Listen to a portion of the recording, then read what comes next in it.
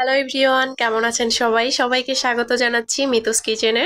আর আজকে আমি খুবই সহজ একটা নাস্তার রেসিপি আপনাদের সাথে শেয়ার করছি। খুবই অল্প তেলে কিন্তু আমি এই নাস্তাটা করেছি। দেখেন ভেতরটা ঠিক কতটা সুন্দর হয়েছে। আর এই নাস্তাটা খেতে কিন্তু খুবই সুস্বাদু। কথা না বাড়িয়ে মেন ভিডিওতে চলে যাচ্ছি। প্রথমেই আমি নিয়ে নিচ্ছি একটা ডিম। ডিমটাকে আমি ভেঙে নিচ্ছি। আপনারা চাইলে কিন্তু এখানে 2টা ডিমও নিতে পারেন, আমি একটা ডিম দিয়েই করছি।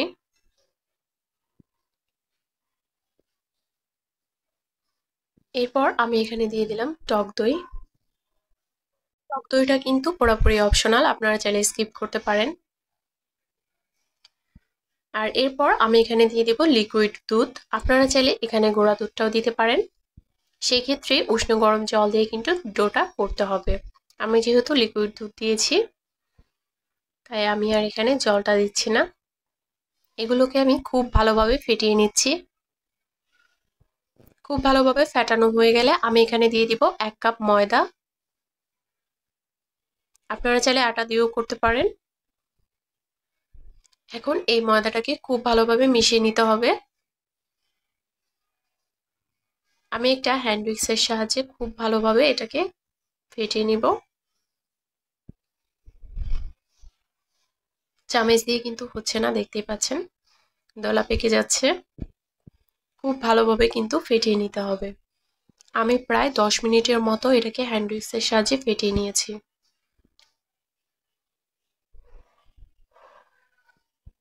খুব ভালোভাবে ডোটা ফেটানো হয়ে গেলে আমি এটাকে রেস্টে রেখে দিব 10 মিনিটের জন্য। এতেও আমার ফেটানো হয়ে গেছে, আমি এটাকে 10 মিনিটের জন্য রেস্টে রেখে দিব। এতে করে ময়দাটা কিন্তু একটু ফুলবে। ফিরে আসছি 10 মিনিট পর। এখন আমি এখানে প্রায় 2 টেবিল চামচের মতো তেল দিয়ে দিয়েছি, যাতে করে প্যানে লেগে না যায়। আর এখানে কিন্তু আমি এখনো লবণটা দেইনি, আমি এখানে স্বাদ মতো লবণ দিয়ে দিলাম। এখন এটাকে আমি আরো কিছুক্ষণ নাড়াচাড়া করে মিশিয়ে নিব। তেলটা দেওয়ার কারণে কিন্তু রুটিগুলো খুব সুন্দর হবে আর প্যানে কিন্তু লেগে যাবে না। আমি তেলের সাথে ময়দাটাকে খুব ভালোভাবে ফেটিয়ে নিচ্ছি, দেখতে পাচ্ছেন। আমি এখানে প্রায় 3 মিনিটের মতো খুব ভালোভাবে এগুলোকে ফেটিয়ে নিচ্ছি। আর তারপর আমি চুলায় একটা প্যান বসিয়ে দিয়েছি। এখানে আমি খুবই অল্প পরিমাণ তেল দিয়ে ব্রাশ করে নিচ্ছি, যেন প্যানে লেগে না যায়। তারপর আমি এখানে 2 চামচ ব্যাটার দিয়ে দিলাম। চামচের সাহায্যে আমি হালকাভাবে একটু ছড়িয়ে দিলাম।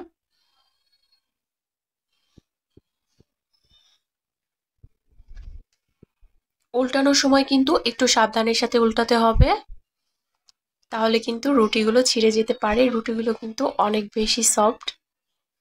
এই রুটিগুলো দিয়ে কিন্তু আপনারা ব্রেকফাস্টও করতে পারেন। খুবই স্বাস্থ্যকর হবে, যেহেতু দুধ আর ডিম দিয়ে করা। খেতেও কিন্তু খুবই সুস্বাদু। দেখতে পাচ্ছেন কতটা সফট। আমি উল্টে পাল্টে সবগুলো রুটি কিন্তু ভেজে নিয়েছি। আর এখানে আমি একটা সসেজ ভেজে নিলাম। এখানে আমি পেঁয়াজ আর মরিচটাকে খুব ভালোভাবে ভেজে নিব। আর তারপর এখানে দিয়ে দিব সয়া সস। সয়া সসটা দিয়ে আমি আরো কিছুক্ষণ ভেজে নিব।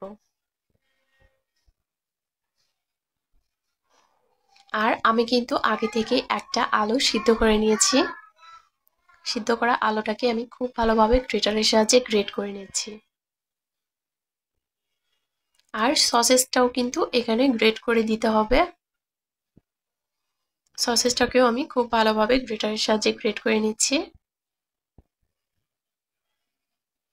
আপনারা চাইলে সসেসটা কিন্তু স্কিপ করতে পারেন।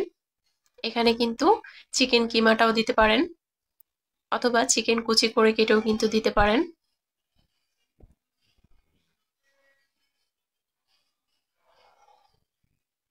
তারপর আমি এখানে সেই পেঁয়াজ আর সয়া সসের মিশ্রণটা দিয়ে দিলাম, দেখতে পাচ্ছেন। আর এখানে আমি স্বাদ মতো লবণ দিয়ে দিব। আর এখানে দিব টমেটো সস। আপনাদের কাছে যদি 2-1টা উপকরণ না থাকে, সেই ক্ষেত্রে কিন্তু স্কিপ করতে পারেন। এই নাস্তাটা কিন্তু খেতে অসম্ভব মজা হয়। যত বেশি উপকরণ দিবেন তত বেশি মজা হবে। কিন্তু হাতের কাছে যদি 2-1টা উপকরণ না থাকে, সেই ক্ষেত্রে স্কিপ করবেন। আমি হাত দিয়ে এগুলোকে খুব ভালোভাবে মাখিয়ে নিব।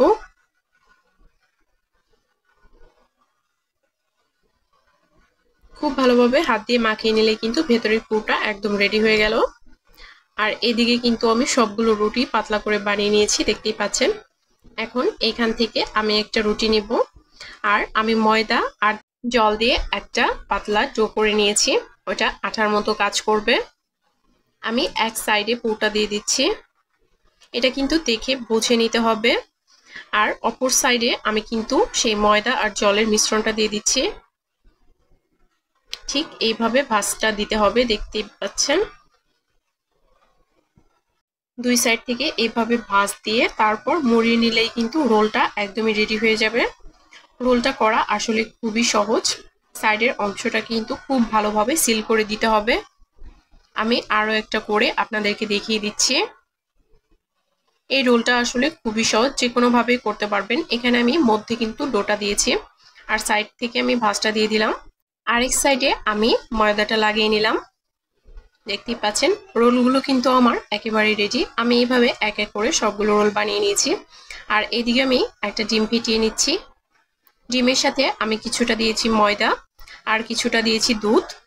তারপর এটাকে আমি খুব ভালোভাবে ফেটিয়ে নিচ্ছি। ডিমের সাথে দুধ আর ময়দাটা দেওয়ার কারণে কিন্তু মিশ্রণটাও ঘন হবে আর খেতেও ভালো লাগবে। আমি খুব ভালোভাবে এটাকে ফেটিয়ে নিচ্ছি, দেখতেই পাচ্ছেন। আর নিয়েছি আমি ব্রেড ক্রামসের রেসিপি কিন্তু অলরেডি আমার চ্যানেলে দেওয়াই আছে, চাইলে দেখে আসতে পারেন। প্রথমে ডিমের ওপর আমি গড়িয়ে নিলাম, তারপর ব্রেড ক্রামসের ওপর দিয়ে দিলাম। আপনারা চাইলে কিন্তু এই কাজটা চামচের সাহায্যেও করতে পারেন, আমি হাত দিয়েই করছি।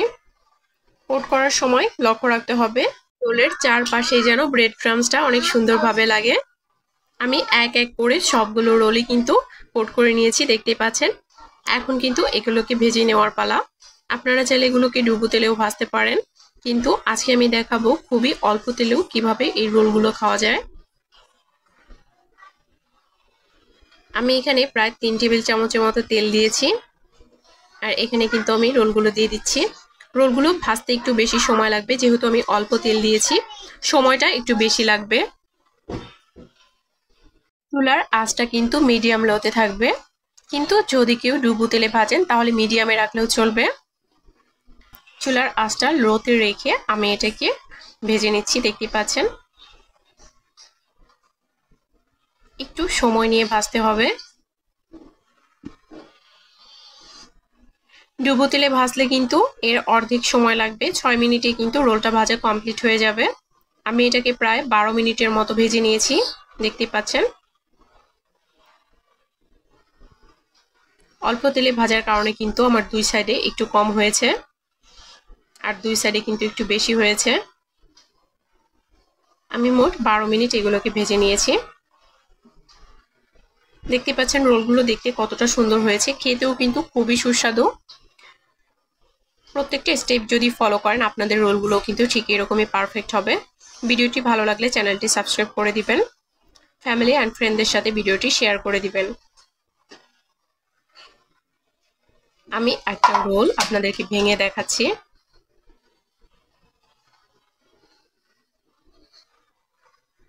দেখেন ভেতরটা ঠিক কতটা সফট হয়েছে। অবশ্যই এই নাস্তাটা বাসায় ট্রাই করে দেখবেন, আশা করছি সবার কাছে অনেক বেশি ভালো লাগবে। সবাই ভালো থাকবেন, আবার দেখা হবে নতুন কোনো ভিডিওতে।